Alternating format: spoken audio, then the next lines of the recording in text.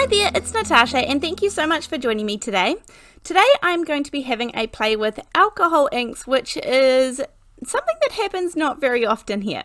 Now, often people will use Yupo paper with alcohol inks and it does move really nicely. They react really nicely, they move nicely, and honestly they do give a really good result. But today I'm going to be using vellum. Now I have the Lawn Fawn vellum. This is the vellum here that I'm going to be using, and I have cut this down into roughly 4 1/4 by 5.5 inches. I'm also going to be using a straw, so super fancy. I also have some alcohol blending solution, and this helps it to move around, the ink to move around and things. And this collection here is my entire alcohol ink collection, and it's a bit of a trick because actually I purchased the same color twice, so -1. So I just have the vellum here and I'm just popping down little dots. Now the vellum will curl up just a little bit because obviously it is not specifically meant for alcohol inks, and I know there are lots of other materials that people use with alcohol inks, so don't get me wrong, this is not all you can use. I know there's things like photo paper and all those sorts of things, but honestly that's one more item that I have to have in my craft stash. And if you've watched my channel before, you know that I have a very small space, and vellum is something that I can use in all of my cards. Vellum to me in my card making stash is just one of the essentials. It's something that I use all the time. So the fact that I'm able to use it with the alcohol inks too is just something else that I can kind of add to that collection of ways I can use this tool in my stash. So this is my job today, and I'm sure I'm not doing all of this right. There are lots of different ways to do it, but I am having fun, and that is my goal, and that is the main thing to me. I am exploring, I'm giving it a go, finding out ways that it reacts and how it moves differently. I'm using the straw to move it around. Some of the blending solution kind of takes away the color and moves the color too much a little bit, so I added a little bit more.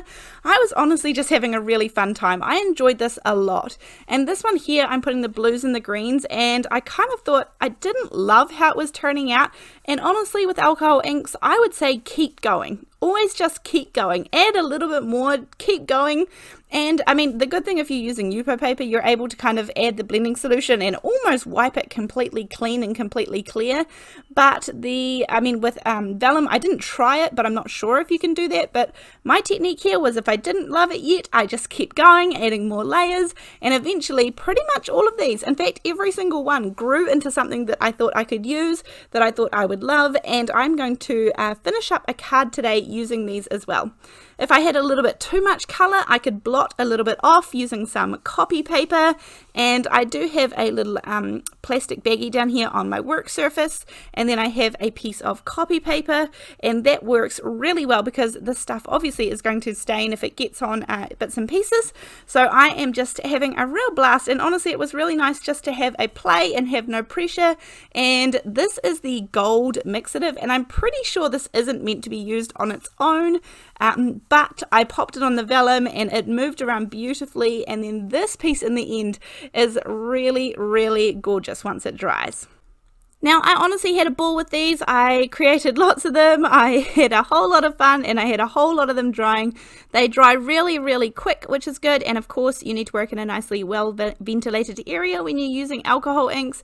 But look at this gold once it is dry. It is so shiny and so gorgeous. And I guess you can choose whether you want to use the underside or the top side with the vellum. But here I'm going to start creating my card and finishing it off, and I'm going to use the leaf clusters. This is from Altenew, a stamp set I have used a lot. There are 2 of my favorite stamp sets that I'm using at the moment, but I am going to pull out a couple of the leaves from here, and I am using my favorite stamping platform. I did a little video on this recently. It's called the review of the stamping platform. This is the Couture Creations stamping platform, and it is sold out in most places at the moment when I talked about it in my last video, but I will link to the places that it is available. But also if you Google, you might be able to find some more places as well. This is my favorite stamping platform. by far for so many good reasons. I will link the video where I talk about all of those reasons in the description box below this video if you're interested in finding out a bit more about it. And then I just have a sticky mat, a low-tack sticky mat, and I will also link to where I get those in the description box below this video as well. Now I am using 2 different shades of green in the VersaFine Clear range, so pigment inks, and I stamped the first one in the light green, and then to create a layered look, almost like this was a layered stamp set. So once I've stamped the lighter colour, then I just come in with a finger dauber, and that is how I apply the ink just to the outside edges of the leaves with the darker green ink, and it gives this a beautiful layered look.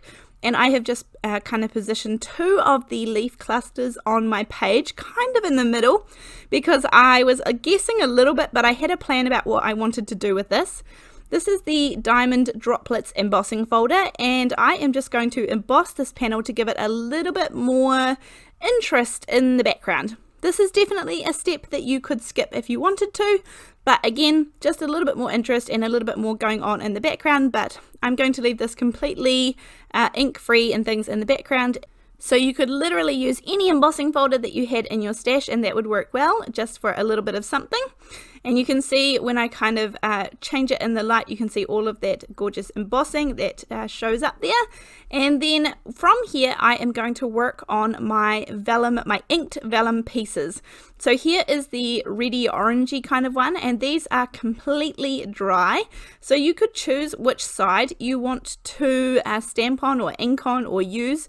Obviously one side is going to be slightly brighter and one side is going to be a little bit more muted. I'm also going to use, I have kind of oranges and yellows, and the orange and the yellow were just created with one color of ink, but all of those kind of nice little pooling pieces, it looks almost like watercolor on vellum. It's gorgeous. And that gold piece there, which I was desperate to use, but I don't end up using in this card today. So this stamp set here is the Woodware, it's called Bold Blooms, and there is a reason why I chose this one in particular. So when I am going to adhere down vellum and things, then you always have to think about where you are going to put adhesive. There are lots of clever ways to hide adhesive behind vellum if you are working with vellum, but it is something that you just have to kind of take into consideration. So I went through my stash and I found something that had a nice bold kind of dark piece of color in the center, and that will kind of come into play in a little bit. I used my anti-static powder pad, then I used my Versamark sticky embossing ink. I'm going to emboss these with some white superfine embossing powder. But there are so many options that would work well here. Silver and gold are really obvious ones that would look fantastic, but I also thought about stamping them with the VersaFine Onyx Black color and then putting clear embossing ink over top. I wasn't sure, but anyway, I went with white just not to introduce another color to the card. And then I have the next red one here, so I've just got the stamps in the same place. And I know I've had lots of emails and lots of questions and messages around the little wooden tool that I use there to go over my stamping platform. And I will have a video coming up super soon that will have a whole lot more information on those, but I will also link to the lady that this one was made by in the description box below this video. Then this is the other thing that I love about the Lawn Fawn Vellum, is that it is heat resistant and I am able to heat emboss on this. I must admit I used the side of the vellum that had the colour facing up, so some of the white ink, you can see it does take on a little bit of the inked colour, which is to be expected. I would say that if you heat embossed on the other side, it would obviously not pick up any of that and it would stay really nice bright white. But honestly, once these were all cut out, you really couldn't tell that it took on some of the colour at all, and it looked perfectly fine to me. It still stood out and was really nice and bold. And I'm actually going to cut these out, leaving a little border of colour around the outside. But have a look through your stash. I'm sure you have some flowers that work really well for this. As I said, I chose a flower design that had some bold white colour in the middle, or bold colour, so that I was able to hide the adhesive, and in this case it is little foam squares where I'm going to double these up and make these flowers just a little bit more dimensional and a little bit fuller. So I'm going to make 3 flowers and double these up with the kind of reddy, orangey, yellowy one on top and the yellows and oranges underneath.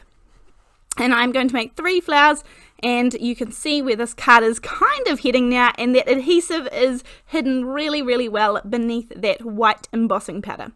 So here is where I'm kind of thinking about where I want everything to go, how I want everything to sit.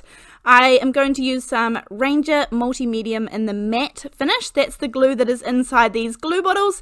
I need to refill these bottles up. They are getting really empty. I just buy the matte medium and I fill these up. I have a video on my channel, which I will also try and remember to link in the description below this video.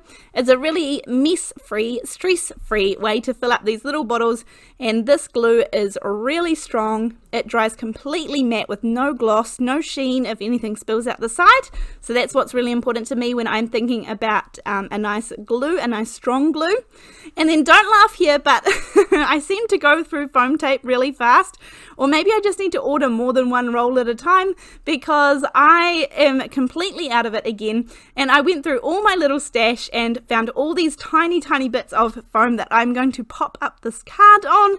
This is on a 4 1/4 by 5.5 inch card base, and I did trim the panel down to be 4 by 5 1/4 inches. And then just to finish it off, I have a little sentiment here. This is the Word Fragments stamp set. Again, you've seen this stamp set so much on my channel, and this is a popular one. It is a very versatile stamp set. There is every occasion catered for.